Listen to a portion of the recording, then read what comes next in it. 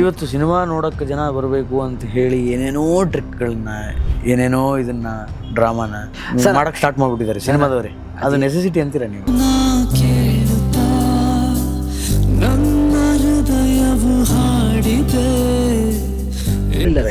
ಅಲ್ಲಿ ನಾವು ಅಂದರೆ ಹಿಂದಿ ಎಲ್ಲೂ ಇದ್ದಿಲ್ಲ ಈ ಸಿನಿಮಾ.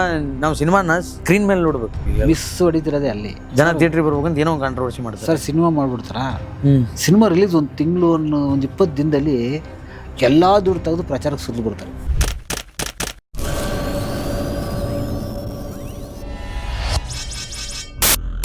ಅದೇ ಸರ್, ಯಾಕಂದ್ರೆ ಪ್ಲ್ಯಾನ್ ಕಡಿಮೆ, ಕೊರತೆ, ಸೋರಿಕೆ ಜಾಸ್ತಿ. ಬಜೆಟ್ ಯಾಕೆ ಜಾಸ್ತಿ ಆಗಿದೆ? ಸೋರಿಕೆಯಿಂದ. ಯಾಕೆ ಬೇಗ ಮುಗಿಲ್ಲ ಅಂದ್ರೆ ಪ್ಲಾನಿಂಗ್. ಇವತ್ತು ದೊಡ್ಡ ದೊಡ್ಡ ಸಿನಿಮಾಗಳ ಬಹುತೇಕ ಸಿನಿಮಾಗಳು ನೋಡಿ ಟ್ರಯಲ್ ಆ್ಯಂಡ್ ಎರರೇ ಮಾಡೋದು. ಶೂಟ್ ಮಾಡ್ತಾರೆ, ಮನೆಗೆ ತೊಗೊಂಡು ನೋಡ್ತಾರೆ, ಚೆನ್ನಾಗಿಲ್ಲ ಮತ್ತೆ ರೀಶೂಟ್ ಮಾಡ್ತಾರೆ. ನೀವು ಯಾವುದೇ ಸುಮಾರಷ್ಟು ಸ್ಟಾರ್ ಸಿನಿಮಾಗಳಾಗೋದು ಅವಾಗೆಲ್ಲ ಸರ್ ಶೂಟ್ ಮಾಡ್ಕೊಬಂದರೆ ಎಡಿಟಿಂಗ್ ಸ್ಟಾರ್ಟ್ ಆಗಿ ಎಡಿಟಿಂಗಿಂದ ಡಬ್ಬಿಂಗ್ ಮಾಡಿ ಹೋಗ್ಬಿಡೋದು ಸಿನಿಮಾ. ಇವಾಗ ಏನಾಗಿದೆ, ಈ ಡಿಜಿಟಲ್ ಆಗಿಬಿಟ್ಮೇಲೆ ಮಾಡ್ತಾರೆ, ಬಂದು ನೋಡ್ತಾರೆ, ಚೆನ್ನಾಗಿಲ್ಲ ಮತ್ತೆ ಹೋಗ್ತಾರೆ, ಬಂದು ಮಾಡ್ತಾರೆ, ಈ ಥರದ್ದೇ ನಡೀತಾ ಇದೆ. ಹಾಗಾಗಿ ನಿಮಗೆ ಆಮೇಲೆ ಬಜೆಟ್ ಲೆಕ್ಕ ಇಲ್ವಲ್ಲ, ಬಿಸ್ನೆಸ್ ಪ್ಯಾಟ್ರನ್ನೇ ಬೇರೆ ಇರ್ತೀವಿ. ಬಿಫೋರ್ ರಿಲೀಸೇ ಅಲ್ಲಿ ಮಾರ್ಕೊಬಿಡ್ತಾರೆ. ಸ್ಟಾರ್ ಸಿನಿಮಾ ಮಾಡೋದೇ ಅದಕ್ಕೋಸ್ಕರ. ಅಲ್ಲಿ ಮಾರ್ಕೊಂಡು ಇಲ್ಲಿ ಮಾರ್ಕೊಂಡು ಏನೋ ಮಾಡ್ಕೊಂಡು ಅದು ರಿಕವರ್ ಮಾಡ್ಕೊಬಿಡ್ತಾರಲ್ಲ, ಆಗ ಸೋಲು ಅಂತ ಅನ್ಸೋದೇ ಇಲ್ಲ.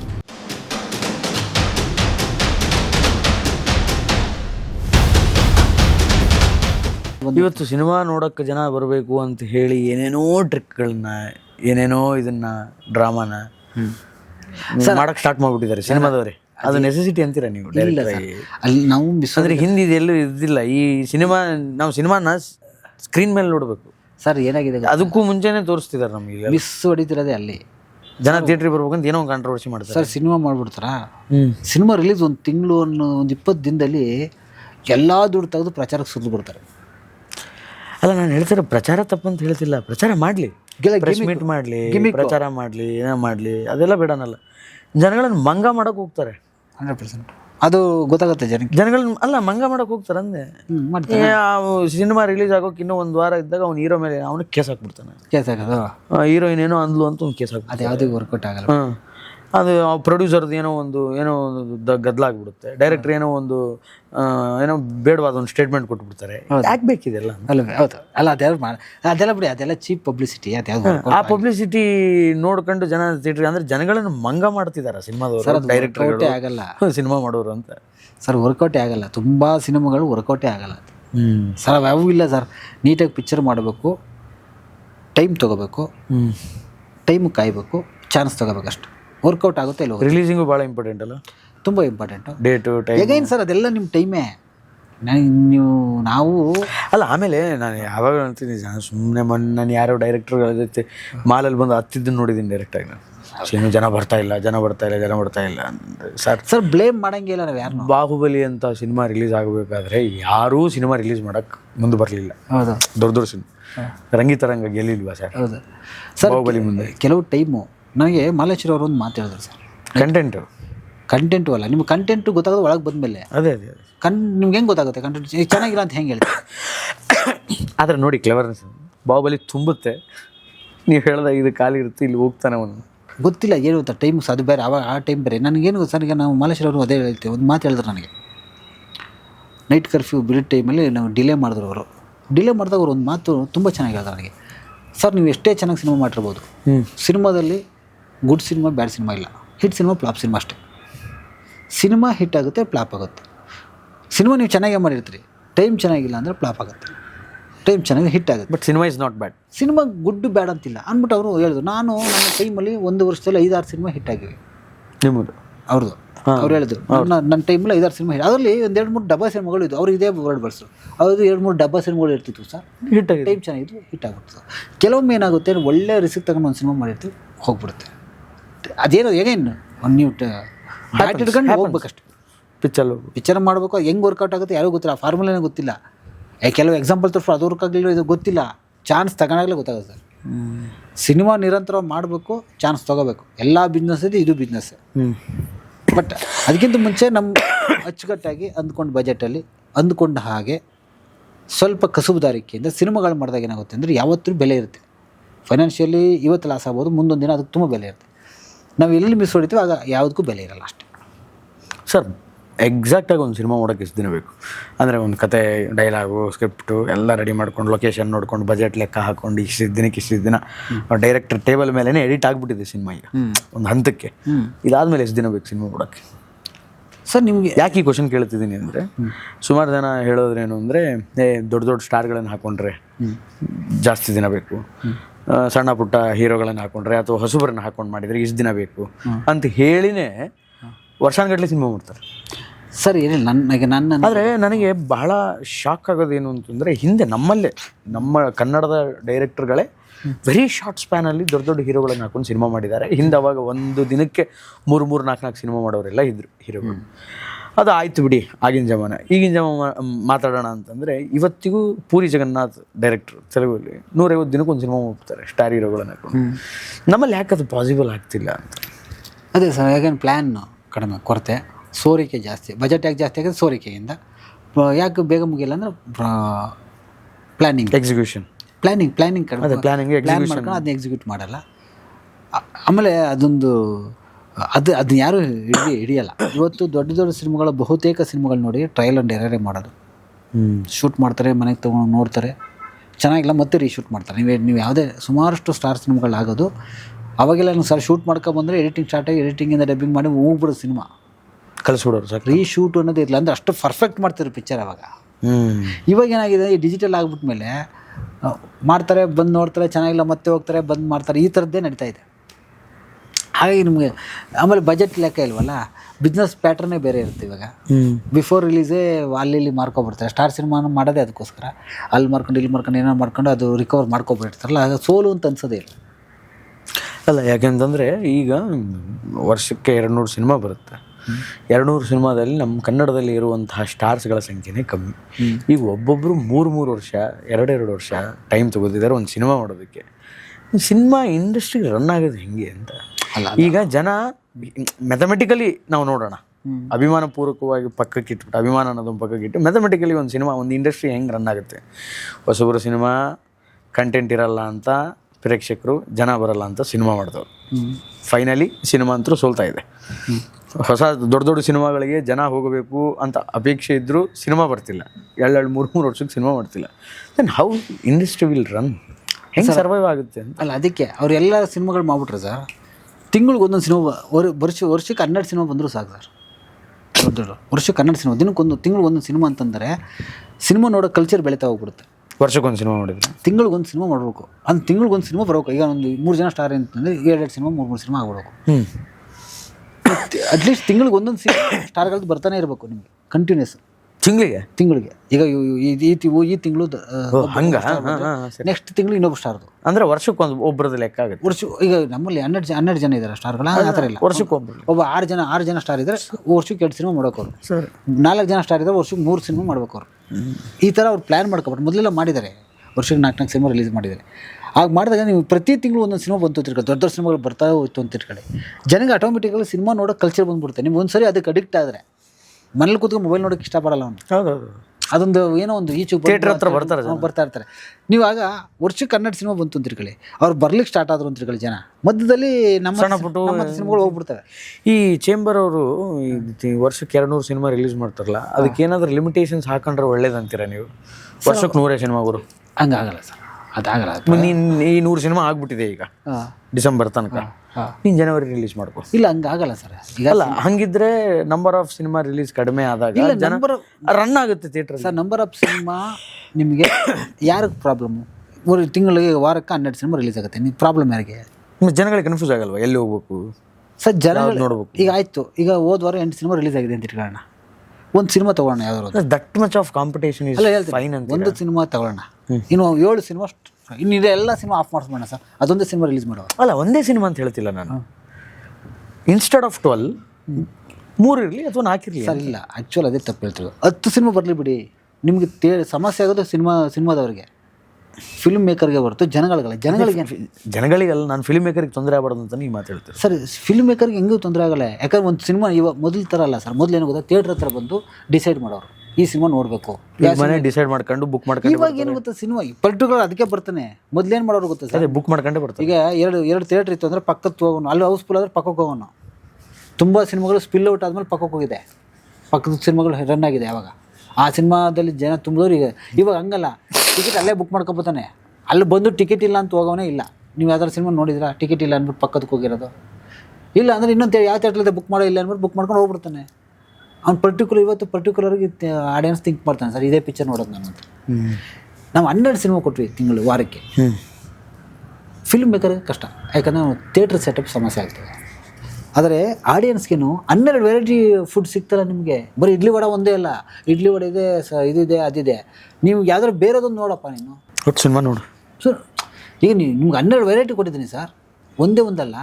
ನೀವು 12ರಲ್ಲಿ ಯಾವ್ದಾದ್ರು ಒಂದು ನೋಡ್ಬೇಕು ಅಂದರೆ ನೋಡ್ತೀರಿ ನೀವು. ಪ್ರೇಕ್ಷಕನಿಗೆ ಸಮಸ್ಯೆ ಇಲ್ಲ, ಅದು ಯಾವ ಚೆನ್ನಾಗಿ ಕಾಣಿಸ್ತದೆ ಅದು ನೋಡ್ತಾನೆ. ಅವ್ನು 12 ನೋಡ್ಬೇಕು ಅಂತಿಲ್ಲ, ಯಾವ ಚೆನ್ನಾಗಿ ಕಾಣಿಸ್ತದೆ ನೋಡ್ತಾನೆ. ಆದರೆ ಪರ್ಟಿಕ್ಯುಲರ್ ಇದ್ದಾನೆ ಪ್ರೇಕ್ಷಕ. 12 ಇದ್ದರೂ ಕೂಡ ಅವನು ತಿನ್ನಬೇಕು ಅಂದರೆ ನಾವು ನೋಡಬೇಕು ಅಂದರೆ ನೋಡೋದು, ಇಲ್ಲೊಂದು ನೋಡಲ್ಲ. ಸರ್ ಇಲ್ಲಿ ನಾವು ಹೆಂಗೆ ಡಿವೈಡ್ ಮಾಡ್ಕೋಬೋದು ಸರ್? ಸಾಮಾನ್ಯ ಪ್ರೇಕ್ಷಕ, ನಿರ್ದಿಷ್ಟ ಪ್ರೇಕ್ಷಕ ಅಂತ ಒಂದು ಡಿವೈಡ್ ಮಾಡ್ಕೋಣ. ನಿರ್ದಿಷ್ಟ ಪ್ರೇಕ್ಷಕ ಅಂತ ಒಬ್ಬ ಏನಂತೀವಿ ನಾವು ಅವ್ರನ್ನ, ಈಗ ಒಂದು ಪೇಟಿಎಮ್ ತೆಗೆದ್ರಿ, ನೀವು ಯಾವುದೋ ಒಂದು ಆ್ಯಪ್ ತೆಗೆದ್ರಿ, ಅಲ್ಲಿ ಒಂದು ಸಿನಿಮಾದು ಬರುತ್ತೆ, ದೊಡ್ಡ ಸಿನಿಮಾದು, ಅವ್ರು ವರ್ಷಕ್ಕೆ ಮುಂಚೆನೇ ಹಾಕ್ಬಿಟ್ಟಿರ್ತಾರೆ. ಅದು ನಾವು ತನ್ಕತಾನೆ ಈ ಪಿಕ್ಚರ್ ನಾನು ನೋಡುತ್ತೀನಿ ಅಂತ. ಸರ್ ಅವನು ಅದನ್ನೇ ನೋಡೋದು. ಯಾವಾಗ ಬರುತ್ತೆ? 1,000 ಟಿಕೆಟ್ ಆದರೂ ಅವ್ನು ಬಂದಾಗ ಬುಕ್ ಮಾಡ್ಕೊಂಡೇ ನೋಡ್ತಾನೆ. ನೀವು ನೋಡಿ, ದೊಡ್ಡ ಸಿನಿಮಾ ಬಂದ 1,200 ರೂಪಾಯಿ ಟಿಕೆಟ್ ಇರುತ್ತೆ, ಬುಕ್ ಮಾಡಿರ್ತಾರೆ, ಹೌಸ್ಫುಲ್ ಆಗಿರುತ್ತೆ. ಅದೇ ಹೊಸಬರ ಪಿಕ್ಚರ್ 120 ಹೌಸ್ಫುಲ್ ಆಗ, ಯಾಕೆಂದ್ರೆ ಅವ್ನು ಪರ್ಟಿಕ್ಯುಲರ್ ಪ್ರೇಕ್ಷಕ ಇರ್ತಾನೆ. ಬಟ್ ಸಾಮಾನ್ಯ ಪ್ರೇಕ್ಷಕರು ಅಂತ ಇರ್ತಾರೆ ಸರ್, ಸುಮ್ಮನೆ ಟೈಮ್ ಪಾಸ್ಗೆ ಹೋಗೋಂಥವ್ರು. ಅವ್ರು ಯಾವ ಪಿಕ್ಚರ್ ಆದರೂ ನೋಡ್ತಾರೆ. ಅವ್ರು ಯಾರು ಗೊತ್ತಾ? ಬುಕ್ ಮಾಡ್ಕೊ ಹೋಗೋ ಜನ ಅಲ್ಲ ಅವರು. ಥಿಯೇಟ್ರಿಗೆ ಬಂದು ಡೈರೆಕ್ಟಾಗಿ ಅವ್ರು ಏನು ಅಂತ ಅವ್ರು ಯಾರು ಅಂದರೆ ಈ ಆಟೋದವರು, ನಮ್ಮ ದಿನಗೂಲಿ ನೌಕರರು, ಫ್ಯಾಕ್ಟ್ರಿಗಳಿಗೆ ಹೋಗೋಂಥವ್ರು. ಸರ್ ಅವ್ರು ಬೆಳಗ್ಗೆ ಒಂದು ಶಿಫ್ಟಲ್ಲಿ ಕೆಲಸ ಮುಗಿದ್ಮೇಲೆ ಸಂಜೆ 6ರಿಂದ ನೆಕ್ಸ್ಟು ಬೆಳಗ್ಗೆವರೆಗೂ ಕೆಲಸ ಇರುತ್ತೆ. ಅವ್ರಿಗೆ ಬೇರೆ ಚಟುವಟಿಕೆಗಳಿಲ್ಲ, ಓದೋದು ಬರೆಯೋದಿಲ್ಲ, ಅವ್ರಿಗಿರೋದು ಎಂಟರ್ಟೈನ್ಮೆಂಟ್ ಒಂದು. ಅವ್ರು ಏನು ಮಾಡ್ತಾರೆ, ಟಿಕೆಟ್ ಪ್ರೈಸ್ ಕಡಿಮೆ ಇದ್ದರೆ ಯಾವುದೋ ಒಂದು ಸಿನಿಮಾ ನುಗ್ಗಿಬಿಡ್ತಾರೆ.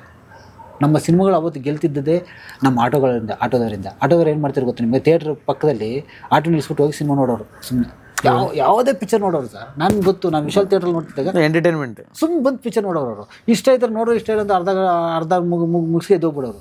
ಇವಾಗ ಏನಾಗಿದೆ ಗೊತ್ತಾ, ಅಲ್ಲಿ ಟಿಕೆಟ್ ರೇಟ್ ಜಾಸ್ತಿ ಇದೆ, ಮೊಬೈಲಿ ಟೈಮ್ ಪಾಸ್ ಇದೆ, ಆಟೋದೊಳಗೆ ಕೂತ್ಕೊಂಡು ಮಾಡ್ತಾಯಿರ್ತಾರೆ, ಥಿಯೇಟ್ರಿಗೆ ಹೋಗಲ್ಲ. ನೆಕ್ಸ್ಟ್ ಇನ್ನು ಅಕಸ್ಮಾತ್ ಮಾಲ್ ಹತ್ರ ಅವನು ಆಟೋ ನಿಲ್ಸೋಕ್ಕೆ ಜಾಗ ಇಲ್ಲ ಪಾಪ. ಒಂದು ಸಿನಿಮಾ ಯಾವುದೇ ಹೋಗಿ ಸರ್, ಯಾವುದೇ ಸಿನಿಮಾಗಳಿಗೆ ಹೋಗಿ ನೀವು, ನಾನು ಬನ್ನಿ ಸಿಂಗಲ್ ಥಿಯೇಟ್ರಿಗೆ ಬನ್ನಿ, ನಾವು ಆಟೋ ಜನ ನಾವು ನಮ್ಮ ಬಂದು ನೋಡ್ತೀನಿ. ಅದೇ ಮಾಲ್ಗಳಲ್ಲಿ ಒಂದು ಯೂನಿಫಾರ್ಮ್ ತೋರಿಸಿ ಸರ್ ಆಟೋದವ್ರು.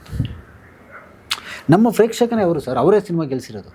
ಅವ್ರು ಸ್ಟಾರ್ ಕಟ್ತಿದ್ದವರು ಅವರೇ ಸಿನಿಮಾ ಗೆಲ್ಸಿದ್ರು. ಧ್ವನಿಗಳು ನವಕರು ಯಾರು ಬುಕ್ ಮಾಡ್ಕೊ ಬರ್ತಾರಲ್ಲ ಸರ್, ಅವ್ರು ರಿವ್ಯೂ ನೋಡ್ಕೊಂಡು ಬಂದು ಪಿಕ್ಚರ್ ನೋಡೋರು. ಅವರು ಸ್ಟಾರ್ ನೋಡ್ಕೊಂಬಂದು ಎದ್ದು ಬದ್ದು ಅಂತ ಬಂದು ಪಿಕ್ಚರ್ ನೋಡೋರಲ್ಲ. ಬಟ್ ಇವರೆಲ್ಲ ಹಂಗಲ್ಲ, ಸುಮ್ಮನೆ ಬಂದು ನೋಡೋರು, ಯಾವುದೇ ಪಿಕ್ಚರ್ ನೋಡೋರು. ನಾವು ಈ ಪ್ರೇಕ್ಷಕರನ್ನ ನಾವು ಕಳ್ಕೊಬಿಟ್ವಿ. ನಾವು ಒಂದು ಟ್ರಸ್ಟ್ ಕಳ್ಕೊಬಿಟ್ವಿ, ಎರಡನೇದು ಟಿಕೆಟ್ ರೇಟ್ ಜಾಸ್ತಿ ಮಾಡ್ಬಿಟ್ವಿ, ಅವ್ನಿಗೆ ದುಬಾರಿ ಮಾಡ್ಬಿಟ್ವಿ. ಕೈಲಿ ಮೊಬೈಲ್ ಇದೆ, ನಾವಿನ್ನೂ ಕಡಿಮೆ ಮಾಡ್ತಾನೆ ಹೋಗ್ಬೇಕಾಯ್ತು. ಮೊಬೈಲಿಂದ ಕಿತ್ತಾಕಬೇಕು ಅಂತಂದರೆ ಪ್ರೈಸ್ ಕಡಿಮೆ ಮಾಡ್ತಾನೆ ಹೋಗ್ಬೇಕಾಯ್ತು. ಕಲ್ಚರ್ ಬೆಳೆಸ್ಬೇಕಾಗಿತ್ತು. ಸೊ ಹಾಗಿದು ದೊಡ್ಡ ಕೆಲಸ, ಇದು ಇವತ್ತಿಂದ ಆಗಲ್ಲ. ನಾವು ಆಮೇಲೆ ನಮ್ಮಂಥ ಸಿನಿಮಾ ಡೈರೆಕ್ಟರ್ಗಳು ನಾವು ಏನು ಮಾತಾಡೋಕ್ಕಾಗುತ್ತೆ ಹೇಳಿ? ಪ್ಯಾನ್ ಇಂಡಿಯಾ ಬಗ್ಗೆ ಏನು ಹೇಳ್ತೀರಿ ಸರ್? ಮಾಡೋರು ಮಾಡ್ತಾರೆ, ಎಲ್ಲ ಆಗಲಿ ಮಾಡೋರು ಮಾಡ್ತಾರೆ ಸರ್, ಒಳ್ಳೇದಂತೀರ? ಅಲ್ಲ, ಈಗ ಅದೊಂದು ಕನಸು ಎಲ್ಲರಿಗೂ ಇತ್ತು, ನಮಗೂ ಇತ್ತು. ಆ ಟೈಮಲ್ಲಿ ಯಾರು ಬರೀ ಬೇರೆ ಭಾಷೆ ಸಿನಿಮಾ, ನಮ್ಮ ಕನ್ನಡ ಸಿನಿಮಾ ಹೋಗಲ್ವಲ್ಲ ಅಂತಿದ್ದು, ಹೋಗೋದು ಹೆಮ್ಮೆನೇ. ಬಟ್ ಎಲ್ಲ ಆಗಲ್ವಲ್ಲ. ಕನ್ನಡ ಹೊರತುಪಡಿಸಿ ಬೇರೆ ಯಾವ ಭಾಷೆಯ ಸಿನಿಮಾಗಳು ಒಳ್ಳೆ ಕಂಟೆಂಟ್ಗಳು ಕೊಡ್ತಾ ಇದೆ, ಗೆಲ್ತಾ ಇದೆ, ನೋಡಬಹುದು ಸರ್? ಎಲ್ಲ ಕಡೆನೂ ಹೆಂಗಿದೆ. ನಾನು ಅದಕ್ಕೆ ನನ್ನ ಫೇಸ್ಬುಕ್ಕಲ್ಲಿ ಪ್ರತಿ ವಾರ ಹಾಕ್ತೀನಿ. ಏನಂತ, ತೆಲುಗಲ್ಲಿ ಈಗ ನಮ್ಮ ಕನ್ನಡದಲ್ಲಿ ತುಂಬ ಜನ ಆಪಾದನೆ ಮಾಡ್ತಾರೆ, ಕನ್ನಡದಲ್ಲಿ ಬರೀ ವಾರಕ್ಕೆ 10 ಮಾಡ್ತವ್ರೆ ಅಂತ. ಅದಕ್ಕೆ ಎಲ್ಲ ಭಾಷೆ ಹಾಕೋರು, ಎಲ್ಲ ಭಾಷೆಗಳು ಇದೆ ಕತೆ. ವಾರಕ್ಕೆ 20, ವಾರಕ್ಕೆ 10, ವಾರಕ್ಕೆ 8 ಸಿನಿಮಾಗಳು ರಿಲೀಸ್ ಆಗ್ತಾಯಿವೆ. ನಾನು ಗಮನಿಸಿದಂಗೆ ಮಲಯಾಳಂ ಮತ್ತು ತಮಿಳಲ್ಲಿ ಕಂಟೆಂಟ್ ಓರಿಯೆಂಟೆಡ್ ಚೆನ್ನಾಗಿದೆ ಸರ್. ಕಂಟೆಂಟ್ ಓರಿಯೆಂಟೆಡ್ ಸಿನಿಮಾಗಳು ವರ್ಕೌಟ್ ಆಗ್ತದೆ. ನಮ್ಮಲ್ಲಿ ಮತ್ತು ತೆಲುಗಲ್ಲಿ ಸ್ವಲ್ಪ ಕಮರ್ಷಿಯಲ್ ವ್ಯಾಲ್ಯೂಸೇ ಜಾಸ್ತಿ ನಾನು ಗಮನಿಸ್ತೇನೆ. ಕನ್ನಡದಲ್ಲಿ ಡೈರೆಕ್ಟರ್ ಟು ಡೈರೆಕ್ಟರ್ ಇಂಟ್ರಾಕ್ಷನ್ಸ್ಗಳಾಗುತ್ತಾ, ಅಥವಾ ಪರ್ಪಸ್ಫುಲಿ ಅವರವರ ಸ್ಟೋರೀಸ್ಗಳನ್ನು ಡಿಸ್ಕಸ್ ಮಾಡಿಕೊಂಡು ಸಿನಿಮಾ ಮಾಡೋಕ್ಕಿಂತ ಮುಂಚೆ ಮಾತಾಡಿಕೊಂಡು, ಅಥವಾ ಸೀನಿಯರ್ಸ್ ಕಡೆಯಿಂದ ಒಂದು ಇನ್ಪುಟ್ ತೊಗೊಂಡು ಆ ಥರ ಸಿನಿಮಾ ಮಾಡುವಂಥ ಡೈರೆಕ್ಟ್ಸ್ಗಳನ್ನು ನೋಡ್ಬೋದು ನಾವು. ಯಾಕೆಂದರೆ ಫಾರ್ ಎಕ್ಸಾಂಪಲ್ ಕೊಡ್ತೀನಿ ನಿಮಗೆ, ತೆಲುಗಲ್ಲಿ ಈಗ ಹೇಳಿದರೆ ಕಮರ್ಷಿಯಲ್ ಸಿನಿಮಾಗಳಂತ, ತೆಲುಗಲ್ಲಿ ಸುಮಾರು ಜನ ಡೈರೆಕ್ಟರ್ಗಳಿದ್ದಾರೆ and they will go to senior directors.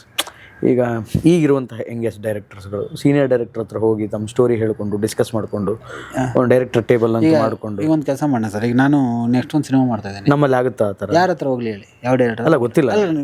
ಈಗ ಅಲ್ಲ ಅದೇ ನಿಮಗೆ ಬಿಟ್ಟಿದ್ದು ಭೇಟಿ ಮಾಡೋದು ಹೆಂಗೆ? ನಿಮಗೆ ಬಿಟ್ಟಿದ್ದು ಅಂತ ಕೇಳ್ತೀನಿ. ಇಲ್ಲ ಯಾರನ್ನ ಈಗ ಇವತ್ತು ನಾನು ಒಂದು ಸಿನಿಮಾ ಸೀನಿಯರ್ ಡೈರೆಕ್ಟರ್ಸ್ಗಳ ಹತ್ರ ಹೋಗಿ ಯಾರ ಹತ್ರ? ಈಗ ರಿಟೈರ್ಡ್ ಆಗಿ ಮಲ್ ಕೂತಿರೋರ ಹತ್ರ ಹೋಗೋದ, ಚಾಲ್ತಿಲಿರೋರ ಹತ್ರ? ಚಾಲ್ತಿಲಿರೋರು ನಮ್ಮ ಕೈಗೆ ಸಿಗಲ್ಲ ಇವತ್ತು. ಚಾಲ್ತಿಲಿರುವಂಥ ಡೈರೆಕ್ಟರ್ಗಳು ನಮ್ಮ ಕೈಗೆ ಬನ್ನಿ ಸರ್, ಒಂದಿನ ಡಿಸ್ಕಷನ್ಗೆ ಬನ್ನಿ, ಒಂದು ಸ್ವಲ್ಪ ನಾವು ಮಾತಾಡಬೇಕು, ಸಿನಿಮಾ ಹೇಳಬೇಕು ಅಂತ ನಾವು ಅಂದರೆ ಯಾರು ಸಿಗ್ತಾರೆ ನಿಮಗೆ? ಸಿಗಲ್ಲ. ಎಲ್ಲಿ ಸಿಗ್ತಾರೆ? ಮನೇಲಿ ಕೂಳ್ತಿರೋರು ಸಿಗ್ತಾರೆ, ಅವ್ರು ನಮಗೆ ಬೇಡ ಅಂತೀವಿ. ಯಾಕಂದ್ರೆ ನಾವು ಸಿನಿಮಾ ಬೇಡಪ್ಪ ಸದ್ಯಕ್ಕೆ ನಾವು ವಿಶ್ರಾಂತಿಲಿದ್ದೀವಿ ಅಂತ ಅವ್ರು ಕೂತಿರ್ತಾರೆ. ಅವ್ರ ಹತ್ರ ಬನ್ನಿ. ಆ ಚರ್ಚೆ ನನಗೆ ಗೊತ್ತಿರೋ ಅದು ನಡೆಯೋದಿಲ್ಲ. ನಾವು ಸದ್ಯಕ್ಕೆ ಏನಾಗ್ತಿದೆ ಅಂದರೆ ಒಂದಷ್ಟು ಇವತ್ತಿನ ಜನ್ರೇಷನ್ ನಾವುಗಳೆಲ್ಲ ಮಾಡ್ತೀವಿ, ನಮ್ಗೆ ಗೊತ್ತಿರೋ ಡೈರೆಕ್ಟರ್ನ ಕರೆಸಿ ಡಿಸ್ಕಸ್ ಮಾಡ್ತಾಯಿದ್ದೀವಿ. ಈಗ ನಡೀತಾ ಇದೆ ಅದು. ಬಟ್ ಆ ಲೆವೆಲ್ಗಿಲ್ಲ. ಯಾಕಂದ್ರೆ ನಾನು ಹೇಳಿದೆ ನಿಮಗೆ, ರೈಟ್ರ್ ಅನ್ನೋರೇ ಇಲ್ವಲ್ಲ, ಅವರೇ ಕಡಿಮೆ ಅಲ್ಲ. ಹಾಗಾಗಿ ಅದು ಕಡಿಮೆ ಇದೆ ಸರ್. ರವೀಂದ್ರ ಅವರ ಮುಂದಿನ ಪ್ರಾಜೆಕ್ಟ್ ಸರ್ ಅದೇ ಈಗ ನನ್ನಂಥ ಡೈರೆಕ್ಟ್ರಲ್ಲಿ ಎಲ್ಲರೂ ಒಂದು ಗೊಂದಲ ಇದೆ. ವಾಟ್ ನೆಕ್ಸ್ಟ್ ಏನು ಮಾಡೋದು? ಈಗ ನಾನು ಆ್ಯಕ್ಷನ್ ಮಾಡಾಯಿತು, ಲವ್ ಸ್ಟೋರಿ ಮಾಡಾಯಿತು, ಥ್ರಿಲ್ಲರ್ ಮಾಡಾಯಿತು, ಮಕ್ಕಳ ಸಿನಿಮಾ ಮಾಡಾಯಿತು. ಮತ್ತೀಗ ವಾಟ್ ನೆಕ್ಸ್ಟ್? ನಾವು ಪ್ರತಿಯೊಂದು ಕೂಡ ನಾನು ಒಂದು ಸಿನಿಮಾ ಮಾಡ್ದಂಗೆ ಇನ್ನೊಂದು ಸಿನಿಮಾ ಮಾಡಲಿಲ್ಲ, ಒಂದು ಜಾನ್ರೇ ಮಾಡ್ದಂಗೆ ಇನ್ನೊಂದು ಜಾನ್ರ ಮಾಡಲಿಲ್ಲ. ರಿಮೇಕ್ ಮಾಡಲ್ಲ. ರಿಮೇಕ್ ಯಾಕೆ ಮಾಡ್ಬೋದು? ನಾನು ತುಂಬ ಜನ ರಿಮೇಕ್ ಮಾಡೋರಿಗೆ ಹೇಳ್ತೀನಿ, ಯಾಕೆ ರಿಮೇಕ್ ಮಾಡ್ತೀರಿ, ಬನ್ನಿ ಒಂದಷ್ಟು ಅಮೌಂಟ್ ಕೊಡಿ, ನಾವೇ ಒಳ್ಳೆ ಕತೆ ಮಾಡಿಕೊಟ್ಬಿಡ್ತೀವಿ ಅಂತ. ಸೊ ಹಾಗಾಗಿ ರಿಮೇಕ್ ಅಂತೂ ಮಾಡಲ್ಲ, ಬೇರೆ ಏನಾರು ಮಾಡಬೇಕು. ಬಟ್ ಏನು ಮಾಡಬೇಕು ಅಂತ ಸದ್ಯದ ಪರಿಸ್ಥಿತಿಯಲ್ಲಿ ನಾವು ಯೋಚನೆ ಇನ್ನೂ ನಾನು ಗೊಂದಲದಲ್ಲೇ ಇದ್ದೀವಿ ಸರ್. ಈಗ ಮಾಡಿದ್ರೆ ಅನ್ನೋದ್ರ ಸಿನಿಮಾ ಆಗುತ್ತೆ ಅಷ್ಟೇ. ಈಗ ಏನಾದ್ರು ಒಂದು ಮಾಡಬೇಕಲ್ಲ. ಈಗ ಏನೋ ಒಂದು ಕೈ ಹಾಕಿದ್ರೆ ನೆಕ್ಸ್ಟ್ ಈಗ ಫಸ್ಟು ಇಂಡಸ್ಟ್ರಿಗೆ ಬಂದಾಗ ಏನಿರುತ್ತೆ, ನಾವು ಡೈರೆಕ್ಟರ್ ಆಗಬೇಕು, ನಮ್ಮ ಹೆಸರು ನಿರ್ದೇಶಕರು ಅಂತ ಬರಬೇಕು, ನಮ್ಮ ಪೋಸ್ಟ್ರು ಗೋಡೆಗಳ ಮೇಲೆ ಬೀಳಬೇಕು, ಈ ಥರದ್ದು ಒಂದಷ್ಟು ಆಸೆಗಳಿರ್ತವೆ. ಈಗ ಅವೆಲ್ಲ ಆಗಿದೆ. ಈಗ ನೆಕ್ಸ್ಟ್ ಏನು ಮಾಡಬೇಕು ಅಂತಂದ್ರೆ ಪಿಕ್ಚರ್ ಏನು ಮಾಡಬೇಕು, ಈಗ ಏನು ಮಾಡಬೇಕು, ಸಕ್ಸಸ್ಸೇ ಕಾಣಲೇಬೇಕು. ಸಕ್ಸಸ್ ಮಾಡಿ ಮತ್ತೆ ಮಠ ಸವಾಸಕ್ಕೆ ಹೋಗಲ್ಲ ನಾವು. ಮಠಗಳ ಸವಾಸ ಇಲ್ಲ, ಹಂಗಲ್ಲ, ಹೋಗಲ್ಲ ಸರ್. ಈಗ ಒಂದು ಜಾನ್ರ್, ಒಂದು ಸಿನಿಮಾ, ತುಂಬ ಜಾನರ್ಗಳಿವೆ. ಆ ಸಿನಿಮಾ ಮತ್ತೆ ಈ OTT ಕೊಡ್ಬೋದಲ್ಲ? ಮಠ ಅಲ್ಲ, ಇನ್ನೊಂದು 2013 ರೆಡ್ ಫಿಲ್ಮ್ ಮಾಡಿದ್ರಿ ಸಿನಿಮಾ ಅಂತ ಹೇಳಿದ್ರೆ, ಅದು ರಿಲೀಸ್ ಆಗಿಲ್ಲ ಅಂತ ಹೇಳಿದ್ರಲ್ಲ ಸರ್. ಏನು ಅಂದರೆ ನೀವು OTT ಎಲ್ಲ ರನ್ ಆಗೋದೇ ಸ್ಟಾರ್ಗಳಿಂದ. OTT ರನ್ ಆಗೋ ಸ್ಟಾರ್ಗಳಿಂದ, ಸ್ಯಾಟಲೈಟ್ ರನ್ ಆಗೋ ಸ್ಟಾರ್ಗಳಿಂದ. ಹಾಗಾಗಿ ಅವೆಲ್ಲ ನಮ್ಮ ಕನ್ನಡದಲ್ಲಂತೂ ಎಲ್ಲ ಕಡೆನೂ ಆ ಆಪ್ಷನ್ ಕಡಿಮೆನೇ. ನಮ್ಮ ಕರ್ನಾಟಕದಲ್ಲಂತೂ ದೊಡ್ಡ ಸಮಸ್ಯೆ ಏನು ಗೊತ್ತಿದೆ ಸರ್, ನಮ್ಮದೇ ಆದಂಥ OTT ಇಲ್ಲ, ನಮ್ಮದೇ ಆದಂಥ ಸ್ಯಾಟಲೈಟ್ ಇಲ್ಲ. ಈಗಿರುವ ಮನೋರಂಜನಾ ವಾಹಿನಿಗಳೆಲ್ಲ ಬೇರೆ ಭಾಷೆಯವು. ಅವುಗಳಲ್ಲಿ ಏನಾಗ್ತದೆ ಅಂದರೆ ಕನ್ನಡ ಡಬ್ಬಿಂಗ್ ಸಿನಿಮಾಗಳು ಇದಾಗ್ತವೆ. ಆ್ಯಕ್ಚುಲಿ ಪ್ರತಿ ಚಾನಲ್ ಕೂಡ ನಿಮಗೆ ಅಟ್ಲೀಸ್ಟ್ ವಾರಕ್ಕೊಂದು ಹೊಸ ಸಿನಿಮಾ ಆಗ್ತಿದ್ರು ಕೂಡ ವರ್ಷಕ್ಕೆ 52 ಸಿನಿಮಾ ಬೇಕು. ನಮ್ಮಲ್ಲಿ 4 ಮನೋರಂಜನಾ ವಾಹಿನಿ ಇದೆ. 4 ವಾಹಿನಿಯವರು ಬರೀ ವಾರಕ್ಕೆ ಒಂದೊಂದು ಸಿನಿಮಾ ಹೊಸದಾಗ್ತೀವಿ ಅಂದರೂ ಕೂಡ 200 ಸಿನಿಮಾ ಬೇಕಾಗುತ್ತೆ. ಅಂದರೆ ನಾವು ಮಾಡೋ ಎಲ್ಲ ಸಿನಿಮಾಗಳು ನಮ್ಮ ಚಾನಲ್ ಹಾಕ್ಬೇಕು.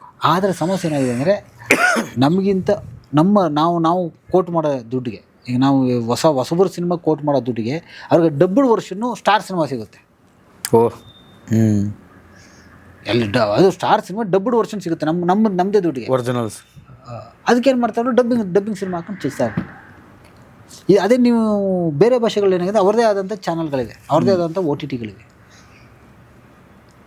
ಈಗ ನೋಡಿ, ತೆಲುಗಲ್ಲಿ ಆಹಾ OTT ಇದೆ, ತಮಿಳಲ್ಲಿ ಶೈನ್ ಪ್ಲೇ, ಮಲಯಾಳಂ ಶೈನ್ ಪ್ಲೇ ಇದೆ, ETV ವಿನ್ ಅಂತ ತೆಲುಗಲ್ಲಿದೆ. ಒರಿಜಿನಲ್ ಆಯಾ ಭಾಷೆಯ OTTಗಳು. ನಮ್ಮಲ್ಲಿ ಆ ಥರದ್ದು ಮೇಕರ್ ಸಿನಿಮಾಸ್ಗಳನ್ನೆಲ್ಲ OTT ಎಲ್ಲ ಆಗುತ್ತಾರೆ. ಅಂದರೆ ನೀವು ಸಿನಿಮಾಗಳು ಬೇಕಾಗ್ತಾವಲ್ಲ ಅವ್ರಿಗೆ. ಈಗ ನಮ್ಮಲ್ಲಿ ಏನಾಗಿದೆ ಗೊತ್ತಾ, ನಾವುಗಳು OTT ಬೆಳೆಸ್ತಾ ಇಲ್ಲ. ನಮ್ಮ ಕನ್ನಡಕ್ಕೆ ನಾವು OTT, ನಮ್ಮ ಕನ್ನಡದೇ OTTಗಳಿವೆ. ಸಿನಿ ಬಜಾರ್ ಅಂತಿದೆ ಪಾಪ, ನಮ್ಮ ಫ್ಲಿಕ್ಸ್ ಅಂತಿದೆ, ಒದ್ದಾಡ್ತಿದ್ದಾರೆ. ಅವ್ರಿಗೆ ಸಪೋರ್ಟ್ ಮಾಡೋರು ಯಾರಿದ್ದಾರೆ ಇಂಡಸ್ಟ್ರಿಲಿ? ಯಾಕಂದರೆ ನಿಮ್ಮ ಸಿನಿಮಾ ತೊಗೊಳಕ್ಕೆ ಫಂಡ್ ಬೇಕಲ್ಲ. ಅವ್ರು ಯಾರೋ ಒಂದಷ್ಟು ಪ್ರಯತ್ನ ಪಡ್ತಾ ಇದ್ದಾರೆ, ಅವ್ರಿಗೆ ಸಪೋರ್ಟ್ ಮಾಡಬೇಕಲ್ಲ ಸಿನಿಮಾ ಇಂಡಸ್ಟ್ರಿಗೆ. ನಾವು ಒಂದಷ್ಟು ಒಳ್ಳೊಳ್ಳೆ ಸಿನಿಮಾಗಳು ಅವ್ರಿಗೆ ಕೊಡಬೇಕು. ಅವ್ರ ಫಂಡ್ ಇಲ್ಲ ಅಂತಂದ್ರೆ ಫಂಡ್ ಹಾಕ್ಬೇಕು. ಅದಕ್ಕೆ ಇಂಡಸ್ಟ್ರಿ ಬೆಳೆಸಬೇಕು ಅನ್ನೋರು ಅದಕ್ಕೊಂದು ಉದ್ಯಮ ಥರ ನೋಡಬೇಕು. ಅವರೇನೋ ಬಡ್ದಾಡ್ತಾ ಇದ್ದಾರೆ ಪಾಪ, ಏನೋ ಒಂದು ಅವರ ಲಿಮಿಟೇಷನ್ಲಿ. ಅಮೆಜಾನ್ ಅವರು, ನೆಟ್ಫ್ಲಿಕ್ಸ್ ಅವರು ನಮ್ಮ ಮೂಸು ನೋಡ್ತಾ ಇಲ್ಲ.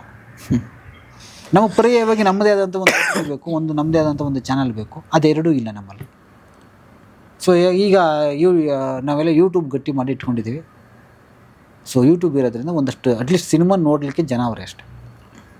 ಜನನ ಸೇಫ್ ಮಾಡಿಟ್ಕೊಂಡಿದ್ರಿ, ಅಂದರೆ ಠೇವಣಿ ಕಳ್ಕೊಂಡಿಲ್ಲ ಸರ್. ಅಂದರೆ ಜನಕ್ಕೆ ಜಾಸ್ತಿ ರೀಚ್ ಆಗ್ತಿದ್ವಿ. ಮುಂದೊಂದು ದಿನ ಅದು ಅದೇ ಟರ್ನಿಂಗ್ ಪಾಯಿಂಟ್ ಆಗ್ಬೋದು. ಎಕ್ಸಾಕ್ಟ್ಲಿ. ಯಾವುದೇ ಓ ಟಿ ಟಿ ಆಗಲಿ ಸರ್, ಯಾವುದೇ ಓ ಟಿ ಟಿ, ಯಾವ ದೊಡ್ಡ ಓ ಟಿ ಟಿಗಳಾಗಿರಲಿ, ಅವರು ಹೊಸ ಸಿನಿಮಾ ಆ್ಯಡ್ ಮಾಡ್ತಾ ಹೋಗಲಿಲ್ಲ ಅಂದರೆ ಆ ಪ್ರಾಂತ್ಯವನ್ನು ಕಳ್ಕೊತಾರೆ ಅವರು. ಬಹುಶಃ ಕರ್ನಾಟಕದಲ್ಲಿ ಅವರು ಜೀವಂತವಾಗಿರಬೇಕು ಅಂದರೆ ಕನಿಷ್ಠ ತಿಂಗಳಿಗೆ 4 ಸಿನಿಮಾ ಹೊಸದೇ ಹಾಕ್ಬೇಕು ಅವರು.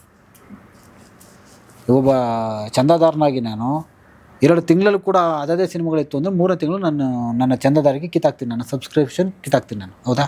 ಯಾರ್ಯಾರು ಅದೇ ಕೆಲಸ ಅದೇ ಸಿನಿಮಾಗಳು ಯಾಕೆ ಮಾಡ್ತೀವಿ ನಾವು? ಬರೀ ತಮಿಳು ತೆಲುಗು ಹಾಕಿದ್ರೆ ನಾವು ಯಾಕೆ ಮಾಡ್ತೀವಿ ಕನ್ನಡದವನಾಗಿ? ಇವಾಗ ಏನಾಗಿದೆ ಅಂದರೆ ಇವಾಗ ಸ್ವಲ್ಪ ಏನು ಮಾಡ್ತಾರೆ, ದೊಡ್ಡ ಓ ಟಿ ಟಿ ಅವರು ನಮ್ಮನ್ನು ದೂರ ಇಟ್ಟಿದ್ದಾರೆ. ವರ್ಷಕ್ಕೆ ಬರೀ ಸ್ಟಾರ್ಟ್ ಸಿನಿಮಾಗಳು ತೊಗೋತಾರೆ. ವರ್ಷಕ್ಕೆ ಸ್ಟಾರ್ಟ್ ಸಿನಿಮಾಗಳು ಬರೋದೇ 4 ಸಿನಿಮಾ ಬರ್ತವೆ ಕರ್ನಾಟಕದ. 4 ಸಿನಿಮಾ ತೊಗೋತಾರೆ. ಈ ಮಿಕ್ದವರೆಲ್ಲ ಏನು ಮಾಡ್ತಾರೆ, ಇನ್ನು ಬೇರೆ ದಾರಿಲಿ ಅಂತ ಯೂಟ್ಯೂಬ್ಗೆ ಹಾಕ್ತಾಯಿದ್ದಾರೆ. ಮುಂದೊಂದು ದಿನ ಏನಾಗುತ್ತೆ, ಅಲ್ಲಿ ಸಿನಿಮಾಗಳೇ ಇರಲ್ಲ, ಓ ಟಿ ಟಿಲಿ ಯೂಟ್ಯೂಬಲ್ಲೇ ಇರುತ್ತೆ. ಇಲ್ಲಿಗೆ ಬರ್ತಾರೆ ಸಿನಿಮಾ ಇಲ್ಲಿ ಇರುತ್ತೆ. ಅಲ್ಲಿ ಬರಾಮಲ್ಲಿ ಅದಕ್ಕೆ ಯೂಟ್ಯೂಬ್ಗೆ ಸಬ್ಸ್ಕ್ರಿಪ್ಷನ್ ಆಗಂಗಿಲ್ಲ, ಇನ್ನೊಂದು ಆಗಂಗಿಲ್ಲ, ಪೇ ಇಲ್ಲ. ಆಗೇನಾಗುತ್ತೆ, ಅದು ಕಾಲ ಒಂದು ಟೈಮಿಗೆ ಬರ್ತಾರೆ, ಉಲ್ಟಾ ಆಗಲೇಬೇಕಲ್ಲ. ಒಂದು ಟೈಮ್ಗೆ ಏನಾಗುತ್ತೆ, ಎಲ್ಲ ಇಲ್ಲೂ ಬಂದಿರ್ತಾರೆ, ಅವ್ರ ಹತ್ರ ಖಾಲಿ ಇರುತ್ತೆ. ಯಾಕೆಂದ್ರೆ ಅವ್ರು ಆವಾಗ ಹೋಗ್ಬೇಕು, ಪಿಕ್ಚರ್ ಕೊಟ್ರಪ್ಪ, it will happen one day. ಸದ್ಯಕ್ಕಂತೂ ಇಲ್ಲ ಸರ್. ಫೈನಲಿ ಡೈರೆಕ್ಷನ್ ಮಾಡಬೇಕು ಅಂತ ಅನ್ಕೊಳ್ಳೋ ಯುವಕರು, ಫೀಲ್ಡಿಗೆ ಬರಬೇಕು ಅಂತ ಅನ್ಕೊಳ್ಳೋರು, ಅಥವಾ ಅಸಿಸ್ಟೆಂಟ್ ಡೈರೆಕ್ಟರಾಗಿ ಬರ್ತೀನಿ ಅಂತ ಅನ್ಕೊಳ್ಳೋರಿಗೆ what you going to suggest? ಏನು ಸಜೆಷನ್ ಕೊಡ್ತೀರಿ? ಬನ್ನಿ ಅಂತ. ಫಸ್ಟು ಇಂಡಸ್ಟ್ರಿಗೆ ಹೊಸ ನಿರ್ಮಾಪಕರು ಬರಬೇಕು, ಹೊಸ ನಿರ್ದೇಶಕರು ಬರಬೇಕು, ಹೊಸ ಆಲೋಚನೆಗಳು ಬರಬೇಕು. ಆಗಲೇ ಇಂಡಸ್ಟ್ರಿ ಉದ್ಧಾರ ಆಗೋದು. ಬರಬೇಕಿಲ್ಲ ಸರ್. ಇದನ್ನು ಗಂಭೀರವಾಗಿ ಪರಿಗಣಿಸ್ಬೇಕು. ಸಮಸ್ಯೆ ಏನಾಗುತ್ತೆ ನಮ್ಮಲ್ಲಿ, ಒಬ್ಬ ಹೋಟ್ಲ್ ಮಾಡಿ ಲಾಸ್ ಆಗಿಬಿಡ್ತಾನೆ ಅಂತ ಇಟ್ಕೊಳ್ಳಿ. ಹೋಟ್ಲ್ ಮಾಡಿ ಲಾಸ್ ಆಗಿಬಿಟ್ರೆ ಅವನ ಹತ್ರ ಹೋಗಿ ಕೇಳಿ, ನಾನೊಂದು ಹೋಟ್ಲ್ ಮಾಡಬೇಕು ಅಂತ. ಅವ್ನು ಏನಂತಾನೆ ಗೊತ್ತಾ, ಗುರು ಆ ಏರಿಯಾದಲ್ಲಿ ಹೋಟ್ಲ್ ಹಾಕಿದೆ, ವರ್ಕೌಟಲ್ಲಿ ನೀನು ಈ ಏರಿಯಾದಲ್ಲಿ ಹಾಕು ಅಂತಾನೆ. ಒಬ್ಬ ಅಂಗಡಿ ಮಾಡಿದವ್ನು ಹಂಗೇನೆ, ನನ್ನ ಅಂಗಡಿ ಲಾಸ್ ಆಯಿತು, ಬಟ್ ನೀನು ಮಾಡು, ಇಲ್ಲಿ ಮಾಡು, ಹಿಂಗೆ ಮಾಡು ಅಂತ ತನ್ನ ಲೂಪಲ್ಲಿ ಹೇಳ್ಕೊಂಡು ಇನ್ನೊಂದು ಕಡೆ ಮಾಡುವಂತೆ. ಸಿನಿಮಾ ನಿರ್ಮಾಪಕ ಸೋತವ್ನಿಗೆ ಹೋಗಿ ಹೇಳಿ, ಸಿನಿಮಾನೇ ಮಾಡಬೇಡ ಗುರು ನೀನು ಅಂತಾನೆ. ಸಿನಿಮಾಗೆ ಬರಲೇಬೇಡ ನೀನು, ಸಿನಿಮಾನೇ ಸರಿಯಿಲ್ಲ ಅಂದ್ಬಿಡ್ತು. ಇದು ದೊಡ್ಡ ಸಮಸ್ಯೆ ನಮಗೆ. ಅವ್ನು ಸೋತಿರ್ತಾರಲ್ಲ, ಬೇರೆ ಯಾರಿಗೂ ಸಿನಿಮಾ ಮಾಡೋಕ್ಕೆ ಬಿಡಲ್ಲ ಅವನು. ಸಿನಿಮಾದವರೇ ಸರಿಲ್ಲ, ಸಿನಿಮಾದಲ್ಲಿ ಮೋಸ, ಸಿನಿಮಾದಲ್ಲಿ ಲಾಸು, ₹1 ಬರಬೇಡ ಅಂತ. ಬೇರೆ ಯಾವ ಬಿಸ್ನೆಸ್ಸು ಲಾಸೇ ಆಗಲ್ವ ಸರ್? ಅಲ್ವಾ? ಬರಬೇಕು ಹೊಸದು. ಬಂದವರು ಅಚ್ಚುಕಟ್ಟಾಗಿ ಕಸುವುದಾರಿಕೆಯಿಂದ ಒಂದೊಳ್ಳೆ ಕಥೆ ಹಾಕೊಂಡು ಕಂಟೆಂಟ್ ಕೊಟ್ಟು ಒಂದು ಚಾನ್ಸ್ ತಗೋಬೇಕು ಸರ್. ಅದಕ್ಕೆ ವೆಲ್ಕಮ್. ಎಲ್ಲ ಬರಬೇಕು, ಬಂದು ಹೊಸ ಆಲೋಚನೆಗಳಲ್ಲಿ ಸಿನಿಮಾ ಮಾಡಬೇಕು ಅಲ್ವಾ? ಈಗ ನನ್ನ ಸೆಟ್ ಆಫ್ ಥಿಂಕಿಂಗು ನನ್ನ ಜನ್ರೇಷನ್ಗಾಗುತ್ತೆ. ನನಗಿಂತ ಹಿಂದ್ಲವ್ರ ಥರ ನಾನು ಸಿನಿಮಾ ಮಾಡೋಕ್ಕಲ್ಲ, ನನಗಿಂತ ಮುಂದ್ಲವ್ರ ಥರ ನಾನು ಸಿನಿಮಾ ಮಾಡಲಿ. ಅವರು ಸಿನಿಮಾ ಮಾಡೋದು ಬೇಕಲ್ಲ. ನಮ್ಮ ಕತೆಗಳನ್ನ ಮುಂದಿನ ಜನ್ರೇಷನ್ ನೋಡಲಾಗ ಅವ್ರು ಕೊರಿಯನ್ ನೋಡ್ತಾ ನಿಂತ್ಬಿಡ್ತಾರೆ. ಅವ್ರಿಗೆ ರೀಚ್ ಆಗಬೇಕಾದ್ರೆ ಅವರೇ ಬೇಕಲ್ಲ ಸರ್. ಈಗ ಹೇಗೇನೆ ಅಣ್ಣವ್ರು ನೋಡೋ ಒಂದಷ್ಟು ಇದು, ಆಮೇಲೆ ವಿಷ್ಣುವರ್ಧನ್ ಸರ್ ನೋಡೋರು ಒಂದಷ್ಟು ಜನ ಬಂದರು, ಆಮೇಲೆ ಶಿವಣ್ಣಂಗೆ ಶಿಫ್ಟ್ ಆಯಿತು ಅಲ್ವಾ? Generation wise generation. ಮತ್ತು ಈಗ ಇವ್ರು ಅವ್ರನ್ನೇ ನೋಡ್ಬೇಕು ಅಂತ ಆಗುತ್ತಾ? ಹಂಗೆ ಹೊಸ ಡೈರೆಕ್ಟರ್ಗಳು ಬರಲೇಬೇಕಲ್ಲ. ಸೊ ಎಲ್ಲರೂ ಬರಲಿ, ಖಂಡಿತ ಬಂದು ಸಿನಿಮಾನ ಅಚ್ಚುಕಟ್ಟಾಗಿ ಅಂದ್ಕೊಂಡು ಬಜೆಟಲ್ಲಿ ಯಾವುದೇ ಸೋರಿಕೆ ಇಲ್ದೇನೆ ಕಸುಬುದಾರಿಕೆಯಿಂದ ಒಳ್ಳೆ ಕತೆ ಆಯ್ಕೆ ಮಾಡ್ಕೊಂಡು ಚಾನ್ಸ್ ತೊಗೊಳ್ಳಿ. ಸಿನಿಮಾದಲ್ಲಿ ರೆಡಿಯಾಗೇ ಬರಬೇಕು. ಸೋಲು ಗೆಲುವು ಎರಡೂ ಇದ್ದತೆ. ಯಾವುದಾಗುತ್ತೆ, ಸೋತರೂ ಸಿನಿಮಾ ಮಾಡಬೇಕು, ಗೆದ್ದರೂ ಸಿನಿಮಾ ಮಾಡಬೇಕು. ಸೋತ್ರೆ ABCD ಸ್ಟಾರ್ಟ್ ಮಾಡ್ತೀವಿ, ಗೆದ್ದರೆ ಎಲ್ಲಿಂದ ಗೆದ್ದಿರ್ತೀವಿ ಅಲ್ಲಿಂದ ಜಂಪ್ ಸ್ಟಾರ್ಟ್ ಮಾಡ್ತೀವಿ ಅಷ್ಟೇ. ಸ್ವಲ್ಪ ಈಸಿ, ಸ್ವಲ್ಪ ಕಷ್ಟ ಆಗುತ್ತೆ, ಬಟ್ ಸಿನಿಮಾ ಅಂತೂ ಮಾಡೋಕ್ಕೆ ಬಂದಿದ್ದರೆ ಸಿನಿಮಾ ಮಾಡೋಕ್ಕಷ್ಟೇ. Thank you sir. Thank you very much. ಇಷ್ಟೊತ್ತು ಸುಮಾರು ವಿಚಾರ ಮಾತಾಡಿದ್ವಿ. ಡೈರೆಕ್ಷನ್ ಬಗ್ಗೆ ಹೇಳಿದ್ರಿ, ನಿಮ್ಮ ಸಿನಿಮಾ ಬಗ್ಗೆ ಹೇಳಿದ್ರಿ, ಹೌ ಏನೋ director will execute the matter ಅನ್ನೋದ್ರ ಬಗ್ಗೆ ಭಾಳ ಸುದೀರ್ಘವಾಗಿ ತಿಳಿಸ್ಕೊಟ್ರಿ. Thank you so much. ಇಲ್ಲ, ನನಗೆ ಖುಷಿಯಾದೇನಪ್ಪ ಅಂದರೆ ನಿಮ್ಮ ಕೇಳಿದ್ರ ಸ್ಟೈಲು ನನಗೆಲ್ಲೂ ನೀವು ಇಂಟ್ರೂವ್ ಮಾಡ್ತೀರಿ ಅಂತ ಅನಿಸ್ಲಿಲ್ಲ. ಇದೊಂಥರ ಚಿಟ್ ಚಾಟ್ ನೀವು ನೀಟಾಗಿ ಕೂತ್ಕೊಂಡು ಮಾತಾಡ್ದಂಗೆ ಅನಿಸ್ತು. Thank you sir. ತುಂಬ ಚೆನ್ನಾಗಿದೆ. ಒಳ್ಳೆಯದಾಗಲಿ. ನಿಮಗೂ ಕೂಡ ಧನ್ಯವಾದಗಳು. Thank you sir. Thank you so much. ನಿಮಗೆ ಇನ್ನೂ ಹೆಚ್ಚಿನ ಯಶಸ್ಸು ಸಿಗಲಿ, ಒಳ್ಳೆ ಸಿನಿಮಾ ನಿಮ್ಮಿಂದ ಬರಲಿ. Thank you. ಒಳ್ಳೆ ಹಿಟ್ ಕೊಡಿ. Thank you. ಒಟ್ಟಾರೆಯಾಗಿ ಇದು ಈ ಹೊತ್ತಿನ ವಿಶೇಷ. ಮತ್ತೆ ಮುಂದಿನ ಇಂಟರ್ವ್ಯೂಲಿ ಅಥವಾ ಮುಂದಿನ ಪಾಡ್ಕಾಸ್ಟಲ್ಲಿ ಮತ್ತೊಬ್ಬ ವಿಶೇಷ ಅತಿಥಿಯೊಂದಿಗೆ ಮತ್ತೊಂದು ವಿಭಿನ್ನ ಟಾಪಿಕನ್ನು ಇಟ್ಕೊಂಡು ನಾನು ನಿಮ್ಮ ಮುಂದಕ್ಕೆ ಬರ್ತೀನಿ. ಅಲ್ಲಿವರೆಗೂ ನೋಡ್ತಾ ಇರಿ ಬಿಯಾಂಡ್ ಲಿಮಿಟ್ಸ್. ನಮಸ್ಕಾರ.